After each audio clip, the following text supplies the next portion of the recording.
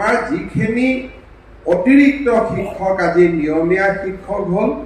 জ্যেষ্ঠতাৰ ভিত্তিত এতিয়া তেওঁলোকে বিভিন্ন বিদ্যালয়ৰ অধ্যক্ষ বা উপাধ্যক্ষ হবৰ কাৰণে তেওঁলোকে যোগ্যতা অৰ্জন কৰিছে আৰু সেই ক্ষেত্ৰত আজি ইমান দিনে আমাৰ যি বাধা আছিলে যে অতিৰিক্ত শিক্ষক কাৰণে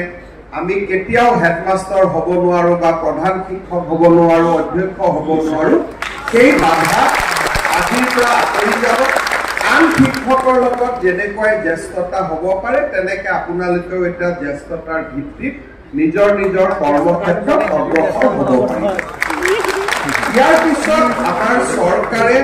অলপতে ষ্টেট বেংক অফ ইণ্ডিয়াৰ লগত কথা পাতি কেইটামান চৰকাৰী কৰ্মচাৰীৰ বাবে বিশেষ সুবিধা পাবলৈ সক্ষম হৈছে